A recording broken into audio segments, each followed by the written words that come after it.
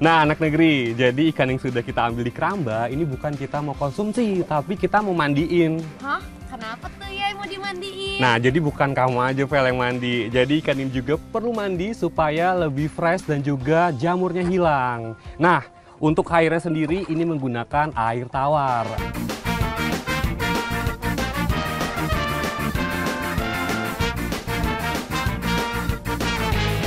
Nah, kenapa makanan ini dinamakan gulai tabo? Karena tabo sendiri memiliki arti santan. Oleh karena itu, masakan ini memang menggunakan santan dan pastinya ikan kakap dari pantai ini. Gimana Ibu rasanya, Farida? Bangi, teman.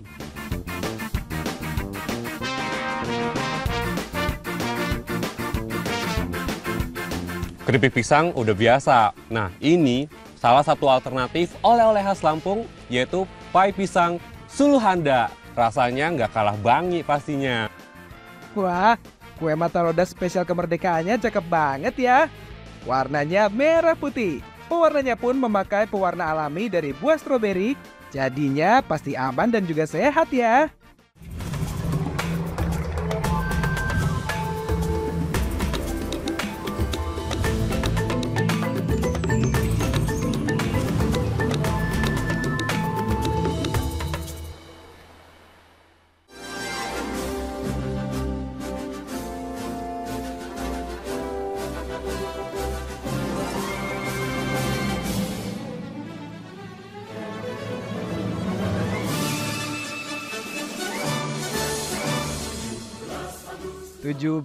Agustus tahun 45, itulah hari kemerdekaan kita.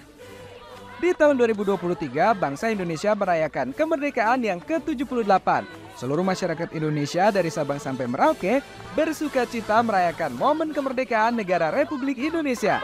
Selain menggelar upacara bendera, ada pula yang mengadakan lomba-lomba yang unik dan menarik. Kebetulan nih, di tempat wisata Pantai Sariringgung Lampung, ada lomba gebuk bantal yang unik. Soalnya lombanya diadakan di pinggir pantai. Wah, kelihatan seru banget ya. Ya, jadi nggak sabar buat ikutan lombanya. Kali aja nggak jadi pemenangnya.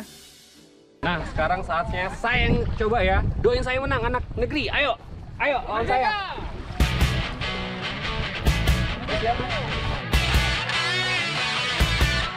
Oke, sekarang saatnya Nyak beraksi.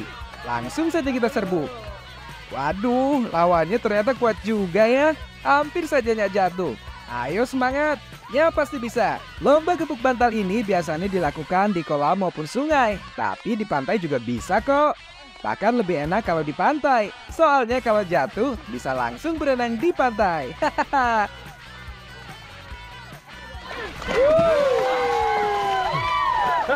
Gak apa-apa, saya kalah tapi tetap semangat karena ini spesial hari kemerdekaan Republik Indonesia yang ke-78 di Pantai Sariringgung. Karena alam memberi banyak manfaat. Namanya perlombaan, ada yang menang dan ada yang kalah. Gak apa-apa kali ini Nyak kalah, tapi Nyak tidak menyerah. Nanti Nyak coba lagi di lain kesempatan.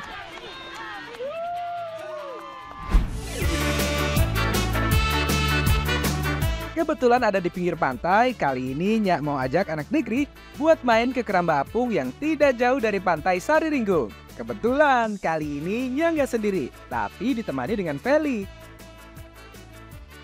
Untuk daerah Hanura, kebanyakan masyarakatnya bekerja sebagai nelayan ya. Jadi nggak heran kalau di daerah Hanura ini banyak ditemukan keramba-keramba ikan. Wah, nggak kerasa ya, sudah sampai ke keramba apungnya. Langsung saja kita turun.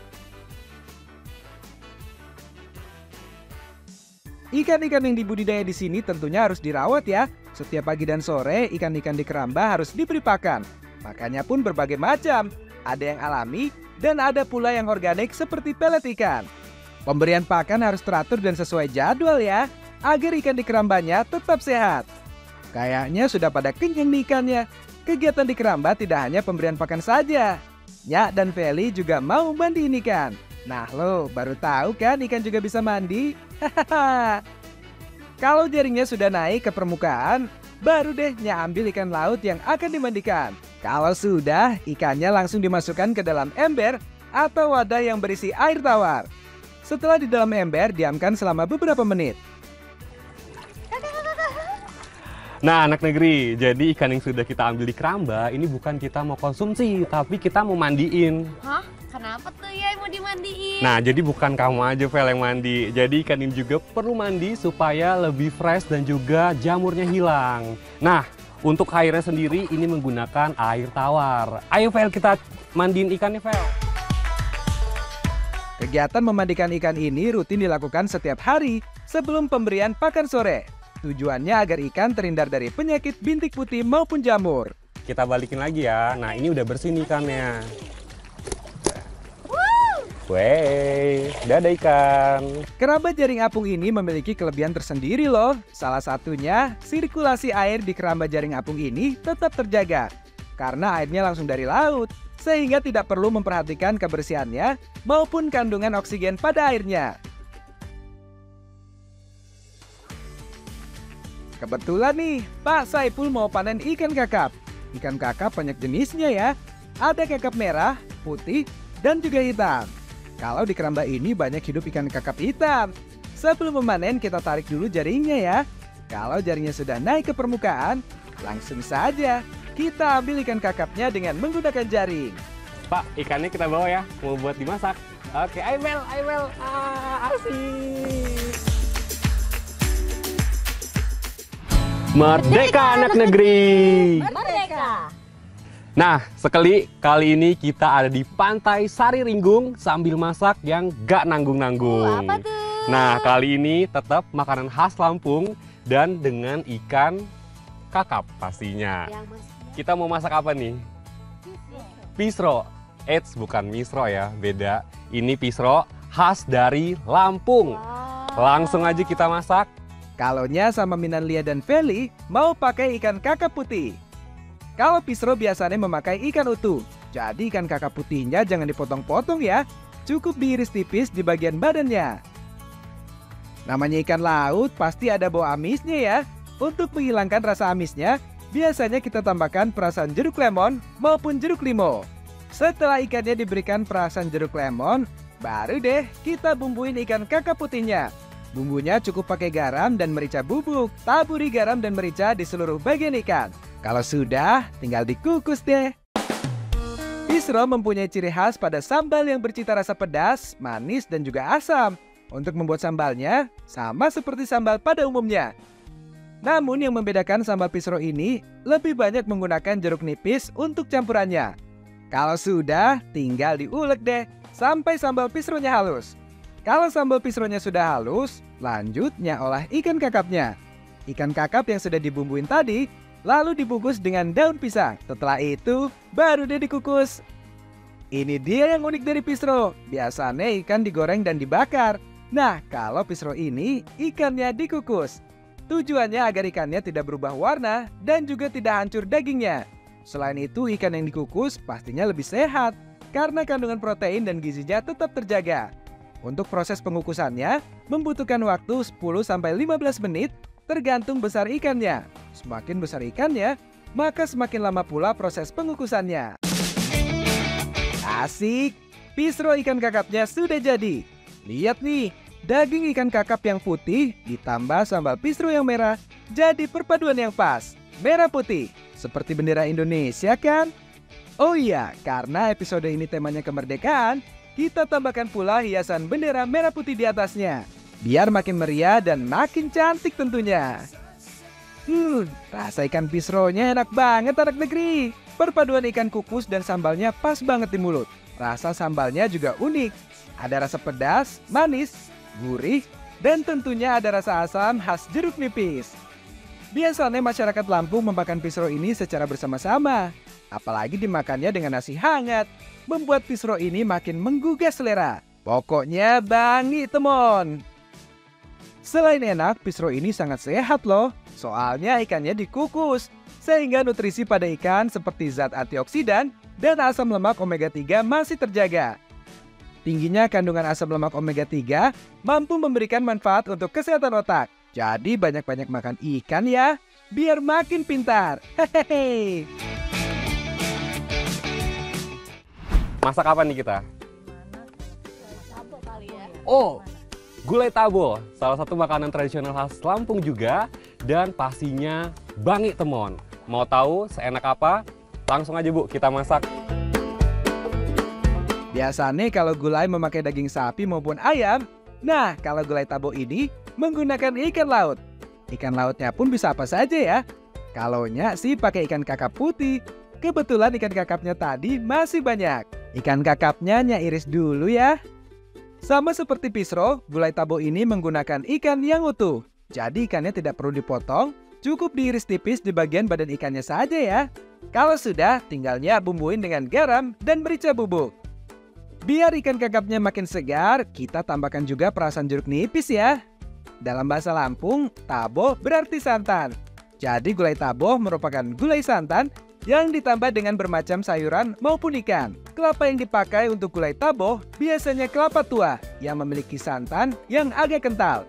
Kalau santannya sudah ada, lanjut kita bikin bumbu gulai tabonya. Dalam proses pembuatan bumbunya, gulai tabo memiliki keunikan tersendiri loh. Resep asli gulai tabo tidak menggunakan bawang putih, hanya memakai cabai merah, bawang merah, dan sedikit kunyit. Dan untuk serai dan jahe hanya digeprek saja ya. Jadi tidak dihaluskan bersama bumbunya. Sebelum menumis bumbunya, Nyak potong dulu lebah putih dan bengkoang untuk tambahan gulai tabonya. Bumbu yang sudah dihaluskan tadi langsung kita tumis ya. Jangan lupa tambahkan daun sirih dan daun salam pada saat menumis bumbunya. Setelah aromanya keluar, baru deh tambahkan santan kelapa. Aduk hingga kuahnya berubah menjadi kemerahan. Setelah kuahnya mendidih, baru kita masukkan ikan kakap yang sudah dibumbuin tadi. Siramkan kuah gulainya ke ikan kakapnya. Tujuannya agar bumbunya meresap ke daging ikan.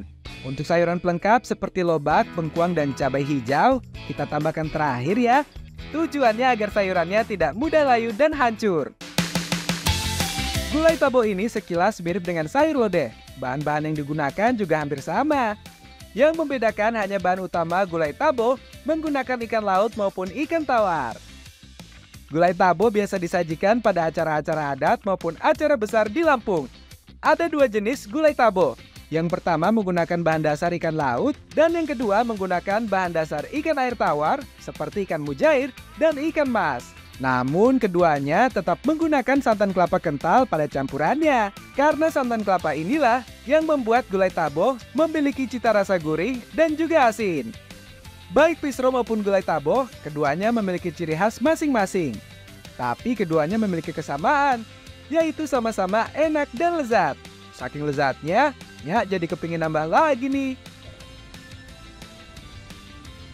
Nah, kenapa makanan ini dinamakan gulai tabo? Karena tabo sendiri memiliki arti santan. Oleh karena itu, masakan ini memang menggunakan santan dan pastinya ikan kakap dari pantai ini. Gimana Ibu rasanya, Farida? Bangi teman.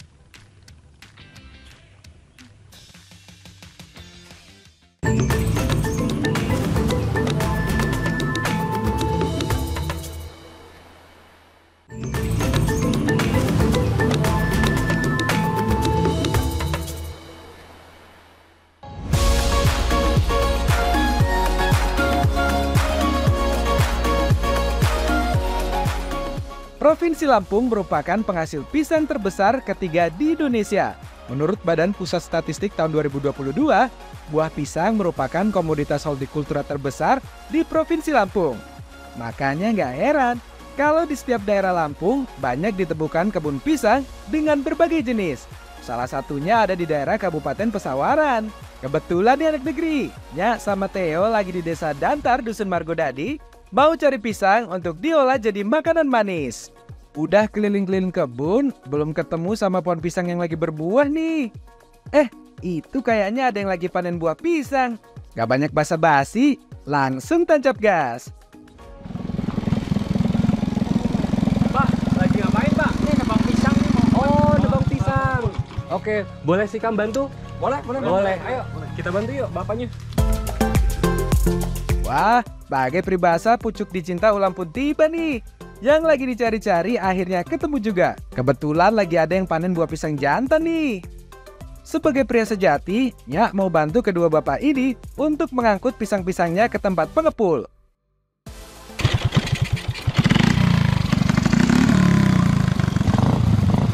Petani pisang di Desa Margodadi biasanya membawa pisang dengan menggunakan motor yang telah dimodifikasi khusus seperti ini. Bukan tanpa alasan membawa pisang dengan menggunakan motor. Medan yang terjal dan jalan yang sempit membuat mobil tidak bisa mengangkut pisang-pisang yang sudah dipanen. Di Desa Margodadi, Kabupaten Pesawaran ini banyak tumbuh subur pohon pisang jantan, namun ada juga pohon pisang kepok maupun pisang uli. Pisang jantan yang kita bawa masih muda-muda nih dan belum matang. Biasanya pisang-pisang ini dikirim ke pengepul pisang untuk dijual di luar daerah Lampung. Pak, ini kan udah saya bantu nih Pak. Ya. Bolehlah saya langsung lanjut Pak kegiatan Pak? Oh Gimana? ya. Oke. Ini langsung bawa aja Pak, buat kemana Pak? Oh boleh? Ya. Serius? Mau Oke. di- Wah bawa. makasih Pak. Ya, Ini ya. saya mau buat olahan pisang nih. Yuk, ayo kita buat. Tapi ya, Pisang jantannya sudah didapat nih. Sesuai janji, kita mau bikin kue manis yang bertemakan Hari Kemerdekaan. Penasaran kan? Langsung saja kita masak. Tabi pun anak negeri. Minan Lia, Theo, kita hari ini mau masak pai pisang suluhanda. Nah, langsung aja kita buat yuk. Minan, Theo. Yang paling sulit untuk membuat pai pisang ini adalah membuat adonan kulitnya. Adonan kulit pai pisangnya kita buat jadi dua. Adonan kulit pertama dibuat dari campuran tepung terigu, margarin, dan juga vanili cair. Aduk semua hingga menjadi adonan seperti ini ya. Lanjut kita membuat adonan kulit yang kedua. Bahannya hampir sama ya. Hanya saja tepung terigunya lebih banyak dan ada tambahan gula pasir serta margarin atau mentega. Sambil diaduk, tambahkan air secukupnya ya. Ayo Theo, aduk terus sampai adonannya menjadi lebih padat. Sudah jadi nih, dua adonan kulit pai pisangnya. Adonan yang pertama, Nyak pipihkan dulu seperti ini ya. Selanjutnya masukkan adonan kedua ke lapisan adonan pertama yang sudah dipipihkan tadi. Campurkan adonannya sehingga menjadi bulat seperti ini. Lanjut kita gulung adonannya. Setelah digulung, lanjut kita pipihkan adonannya sampai menjadi adonan kulit pastry. Proses ini membutuhkan kesabaran dan ketelitian ya. Biar tidak lengket loyangnya, dikasih tepung terigu dulu ya. Akhirnya jadi juga kulit pai pisangnya. Cetakan berbentuk buah pisang ini kita tempelkan di kulit painya. Setelah itu kita gunting mengikuti cetakannya. Lanjut kita tekan kulit painya ke dalam cetakan yang menyerupai buah pisang ini. Ini stroberinya di ini ya Bu ya? Dibanyakin ya? Dihancurin. Iya, buat pewarna. Oh, buat pewarna. Untuk isian pai pisangnya, kita hanya membutuhkan kuning telurnya saja ya.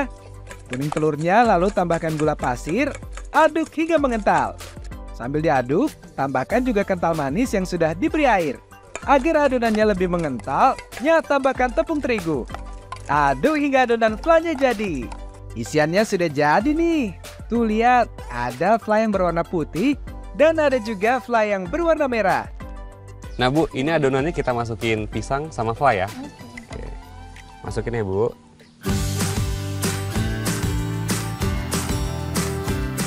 Hati-hati ya Theo, menuang isiannya jangan sampai kebanyakan. Untuk mengisi isiannya jangan terlalu penuh ya, agar ketika dipanggang isiannya tidak berantakan. Biar makin cantik, kita tambahkan parutan keju di atasnya. Oh iya, sebenarnya tidak hanya keju, bisa juga ditambahkan coklat meses, permen, maupun kismis. Wah, lihat, unik ya pai pisangnya. Ada yang warna isiannya merah putih. Kalau semua sudah terisi, tinggal kita panggang di oven. Nah, anak negeri, untuk pai pisangnya kita tunggu sampai 30 menit baru dia matang. Tunggu ya. Sudah 30 menit lebih nih. Tandanya pai pisang suluh handaknya sudah matang. Langsung saja kita angkat. Suluh handak dalam bahasa Lampung mempunyai arti warna merah putih. Jadi nggak heran kalau makanan manis ini dinamakan pai pisang suluh handak. Pas banget nih sama bendera Indonesia, merah dan juga putih. Kalau lihat bentuknya seperti ini, jadi nggak tega dibuat makannya. Hahaha. Lampung sudah identik dengan buah tangan khas berupa keripik pisang. Namun sekarang tidak hanya keripik pisang yang bisa dijadikan buah tangan alias oleh-oleh khas Lampung. Rasanya yang manis dan juga ditambah kulitnya yang renyah, membuat pai pisang ini memiliki cita rasa tersendiri. Pokoknya dijamin enak. Keripik pisang udah biasa. Nah, ini salah satu alternatif oleh-oleh khas Lampung, yaitu pai pisang Suluhanda. Rasanya nggak kalah bangi pastinya. Bu, Teo, Bapak, ayo kita makan lagi, Pak. Ngomongin soal pisang nih, ternyata pisang itu merupakan obat alami loh. Dalam buah pisang, terutama pisang kepok, banyak mengandung antisida dan serat yang baik untuk membuat produksi asam lambung yang berlebih menjadi netral. Nah, ketika asam lambungnya normal, maka penyakit mah berangsur berkurang, bersamaan dengan hilangnya rasa nyeri di dalamnya. Merdeka, merdeka, merdeka! Saya tadi habis memeriahkan kemerdekaan Indonesia dan melakukan lomba-lomba nih. Dan sekarang lapar Bu, saya Bu. Nah, sekarang kita mau buat kue mata roda nih. Kebetulan nih Kak Angki, bahan-bahan udah siap semua nih. Kalau gitu, kita langsung buat yuk. Ayo Minan, Teo. Nah, kali ini Nyak mau bikin kue tradisional yang terbuat dari buah pisang juga. Untuk buah pisang yang dipakai masih menggunakan buah pisang jantan ya. Tapi kalau mau diganti dengan pisang uli atau pisang tanduk juga bisa kok. Bahan utama kue mata roda ini adalah singkong. Singkongnya kita parut sampai halus seperti ini ya. Kalau sudah, tambahkan mentega, gula, garam, dan juga sedikit vanili. Aduk semua hingga adonannya tercampur rata ya. Karena kue mata rodanya bertemakan kemerdekaan, jadi kita bikin 2 adonan ya. Satu adonan berwarna merah, dan satunya lagi adonan berwarna putih. Kalau sudah ada 2 adonan seperti ini, barunya masukkan ke daun pisangnya. Eits, jangan main masukkan saja ya. Ada caranya. Pertama, masukkan adonan berwarna merah. Setelah itu ratakan adonannya menggunakan sendok. Selanjutnya baru tambahkan adonan yang berwarna putih di samping adonan yang berwarna merah. Kalau sudah seperti ini, baru di tengahnya kita tambahkan pisangnya. Berbeda dengan pai pisang, kalau kue mata roda, pisangnya tidak dipotong kecil-kecil ya. Harus utuh seperti ini. Lanjut kita gulung daun pisangnya. Cara menggulungnya pun tidak boleh asal. Wih, udah nih. Kayaknya udah bisa dikukus nih, Bu. Oke, Teo sini, Kak. Setelah dibungkus daun pisang semua, lanjut kita masuk proses pengukusan. Untuk pengukusan ini membutuhkan waktu sekitar 30-45 menit. Kalau sudah matang, langsung angkat dan kita potong sesuai selera. Wah, kue mata roda spesial kemerdekaannya cakep banget ya. Warnanya merah putih. Pewarnanya pun memakai pewarna alami dari buah stroberi. Jadinya pasti aman dan juga sehat ya. Teo, Ya? tahu nggak kenapa Indonesia dijajah sama Belanda? Kenapa tuh? Kenapa ayo? Karena kalau yang ngejajah hati kaku, itu kamu. Bisa aja sih. Oke. Langsung aja Bu, kita santap Bu. Teo, ambil. Kue mata roda termasuk jajanan tradisional khas Indonesia. Kue ini tergolong kue basah sehingga tidak tahan lama. Jadi kalau sudah matang, langsung saja dihabiskan ya, biar nggak cepat basi ya. Selain penampilannya yang cantik, rasanya juga nggak kalah menarik. Ada rasa asam, manis, dan juga gurih. Gurihnya sendiri berasal dari parutan kelapa yang ditabur di atas kue mata rodanya. Anak negeri, jadi hidangan ini sebenarnya banyak di daerah-daerah lainnya. Seperti halnya di Jawa Barat. Kalau di Jawa Barat namanya Putri Noong, tapi kalau di sini kue mata roda. Bu, ayo Bu, kita santap Bu. Teo, Bapak, tambah lagi Pak.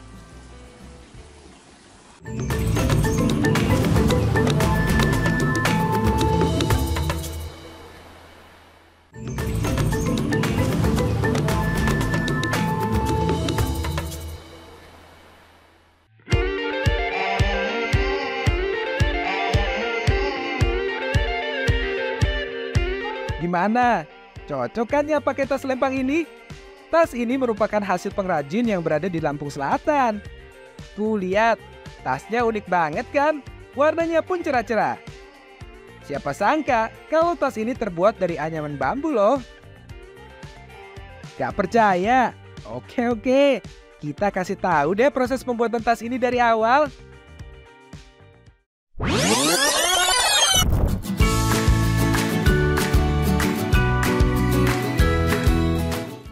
Pertama-tama yang harus kita cari itu bahan baku bambunya. Biasanya untuk membuat tas jambel itu menggunakan hawi atau bambu jenis apus. Kebetulan, Nya ditemanin Abang Febrial untuk mencari bambu apus. Bambu termasuk tanaman yang kuat karena bisa tumbuh di berbagai kondisi tanah. Kalau di daerah Penegahan, biasanya bambu tumbuh di pinggir sungai. Nah, anak negeri, ini namanya hawi apus atau bambu apus. Kenapa sering dibuat kerajinan? Karena teksturnya lebih lembut. Bener ya Pak ya? Iya. Oke, kita mau ambil nih Pak. Ya. Kita buat kerajinan ya. Siap. Oh, siap, ayo. Bambu apus atau lebih dikenal dengan bambu tali merupakan jenis bambu yang tersebar luas di Indonesia dan Asia tropis. Karena kelunturannya, bambu ini biasanya banyak digunakan untuk dijadikan bahan baku kerajinan tangan. Biasanya bambu yang dipotong harus bambu yang besar ya, dan panjang seperti ini. Kalau sudah bersih seperti ini, kita potong bambunya sesuai ruas bambu yang dimiliki. Kalau sudah, baru kita belah dua bambu yang sudah dipotong tadi. Oke, sip. Mantap. Bagus ini. Oke, udah dibagi dua nih Pak. Nah, udah dibagi dua. Nanti Abis ini apa nih? kita bawa ke tempat anyaman. Nanti kita potong-potong, belah lagi, kita rapihin lagi. Oke. Disesali namanya, disesali. Oke, anak Nah, negeri, oke. kita langsung ke tempat anyamnya ya. Ya, kita Ayo Pak. nanti buat. Oke, sip. Oke, Ayo, come on. Makat. Yuk, Bang. Bambu-bambu yang sudah dibelah tadi kita bawa ke tempat penganyaman bambu. Kebetulan ada Ala Mariam yang akan ngajarinnya untuk menganyam hawi atau bambu apus ini. Bambu-bambu yang sudah dibelah tadi kita belah kembali sampai potongannya lebih tipis. Kalau sudah ada potongan yang lebih kecil, kita haluskan dengan pisau kecil. Kalau di daerah ini, cara menghaluskan atau menyerut bambu menjadi anyaman seperti ini disebut disali. Kalau sudah halus, baru kita menganyam bambu apus ini ya. Nah, anak negeri, ternyata menganyam ini susah banget. Dan memang terlihatnya mudah ya kalau udah jadi, tapi ternyata prosesnya susah. Betul ya Lak ya? Biasanya berapa lama buat ini? 5 menit. 5 menit dapat 2 ya? Wah, keren Alaknya. Kalau saya kayaknya 1 jam baru dapat 1 nih. Lanjut ya.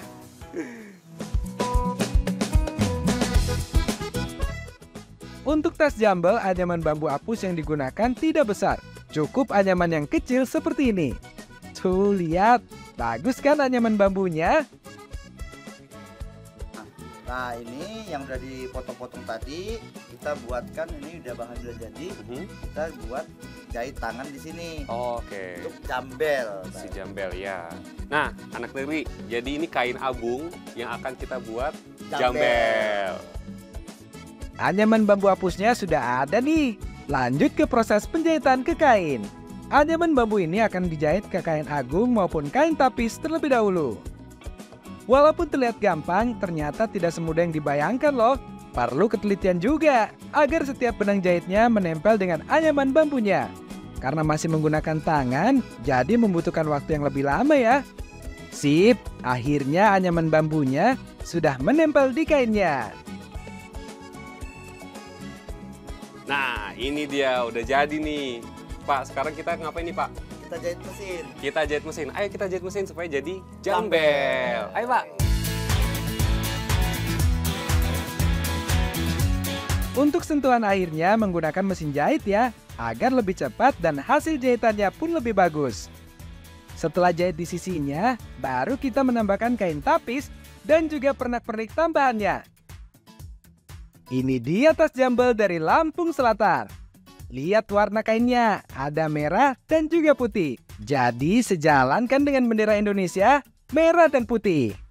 Pak, makasih banyak lo udah diajarin, Pak. Oke, Pak. Tabi pun. Ya, Bun.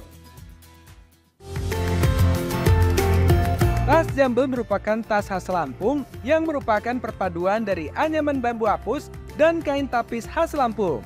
Dulu masyarakat Lampung menggunakan tas jambel ini untuk pergi ke ladang maupun ke kebun. Namun sekarang tas jambel yang keren ini bisa juga dipakai untuk jalan-jalan menghadiri acara undangan atau nongkrong dengan teman-teman. Kerajinan tangan anak bangsa ini memang harus kita apresiasi. Apalagi bahan bakunya dari alam Indonesia. Karena alam memberikan banyak manfaat.